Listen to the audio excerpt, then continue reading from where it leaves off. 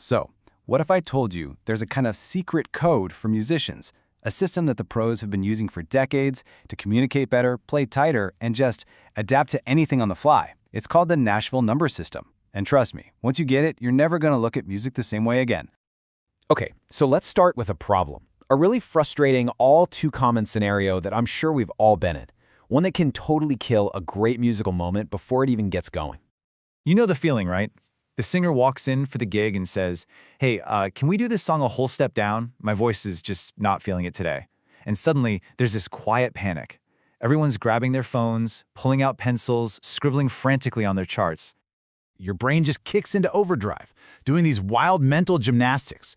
You're trying to translate every single chord, making sure you don't mess up the minors or the sevenths. It's stressful, it's slow, and honestly, it's a total vibe killer.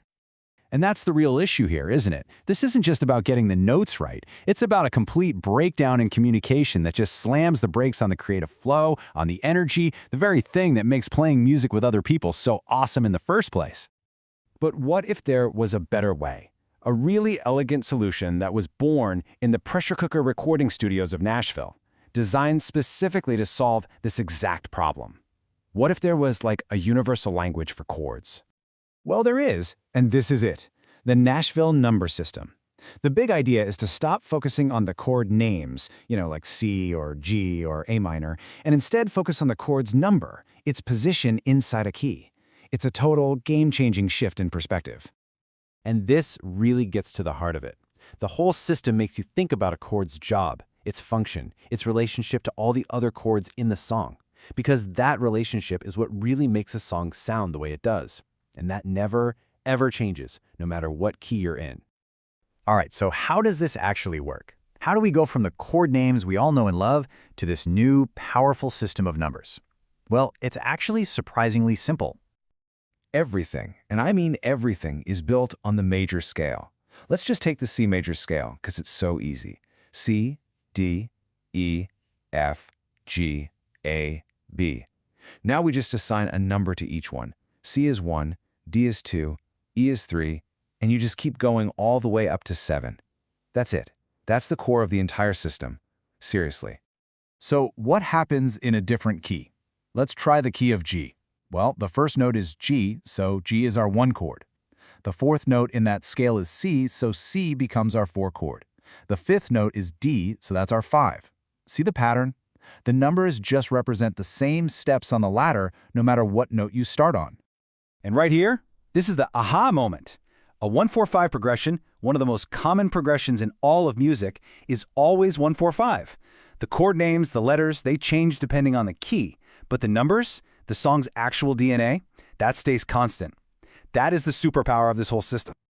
Okay, so we've got the basic numbers down, but I know what you're thinking. What about minor chords or seventh chords? Well, the system has a really simple, elegant shorthand for that stuff too.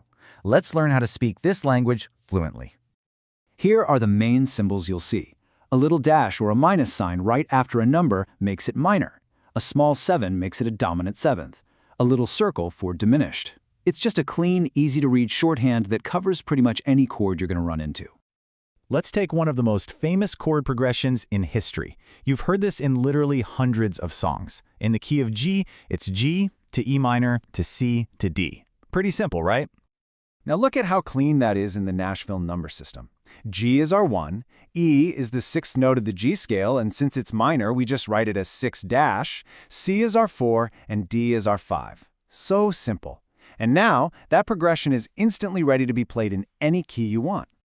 So the really crucial point here is understanding how this simple system totally changes your relationship with music. This is not just a little trick for writing charts, it's a whole new way of thinking. The benefits are just huge. Transposing a song is now instant. Communicating with your bandmates becomes crystal clear. You can just yell out, "Go to the 4," and everybody knows exactly what you mean. And for jamming or songwriting, it gives you this incredible flexibility to just play around with different keys without any effort. And here's the ultimate payoff. Think about it. From now on, you only need one chart. A single page with a few numbers on it is all you need to play a song perfectly in any of the 12 possible keys. That's just beautiful efficiency. And this really gets to the soul of what this is all about. When you use numbers, you're not locked into one specific key anymore. You're reading and communicating the song's fundamental blueprint. its emotional and harmonic structure.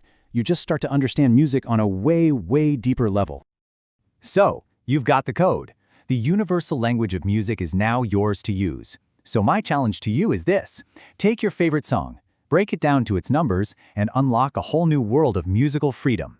The only question left is, what song will you chart out first?